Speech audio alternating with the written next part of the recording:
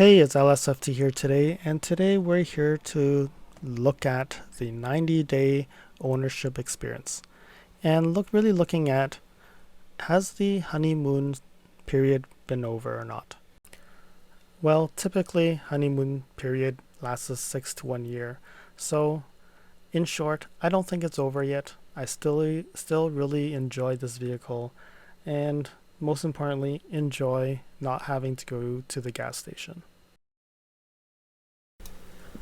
So talking about fuel, I've used Fuely to keep track of the fill-ups I've actually been doing over the 90 days. So looking at this, it gets a little bit awkward because it does not capture EV charging, and I actually have not kept track of how many times I've plugged in. But I have kept track that I've filled up 3 times, and I've also got a full tank of gas that came from the dealership. It's a bit tedious to actually capture all this information, especially if after every charge, how many kilometers and also how much EV range I've actually used. So this is going to be a little bit harder to capture. I would most likely just capture the number of liters of gasoline I've filled up. So based on the 90 days, I've filled up 129.15 liters. That does include the 55 liters of gasoline provided by the dealership.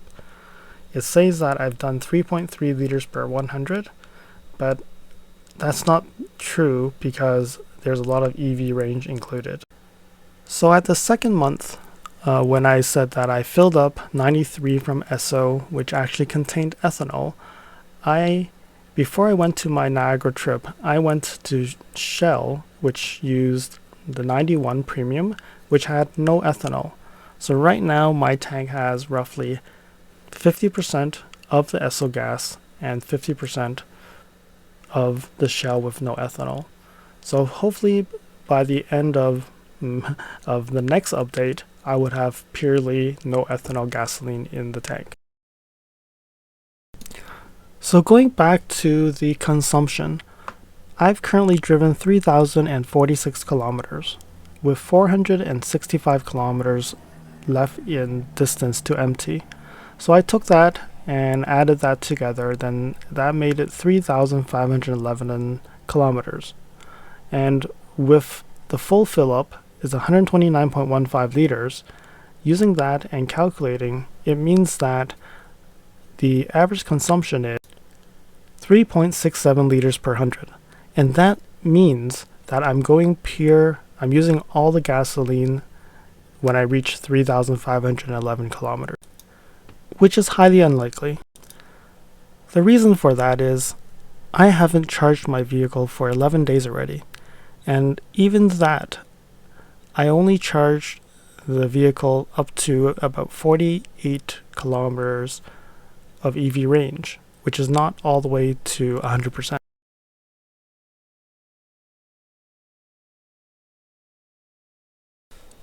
So other than the gas savings that I've experienced, one of the biggest issues that I've seen, or actually say 2 issues I've seen during this month.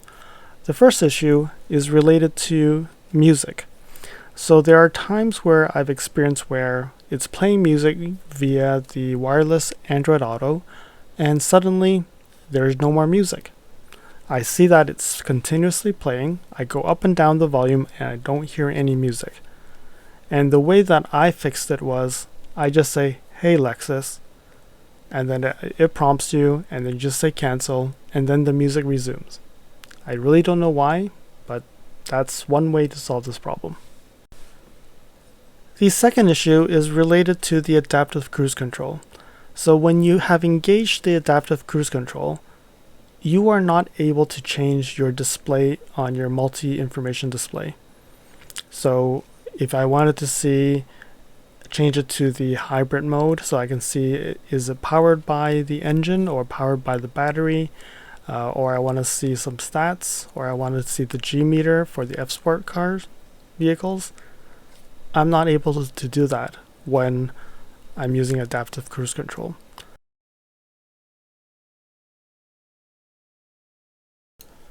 So there are a few things that I'm looking forward to.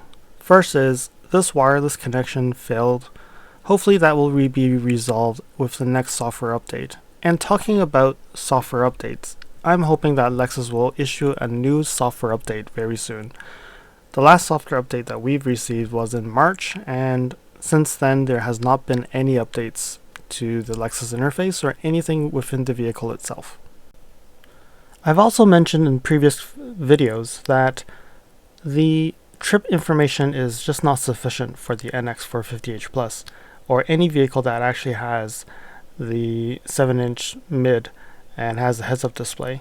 I cannot actively go and look at what is my current usage, and the only time I can find out the trip is at the end when I turn off the vehicle.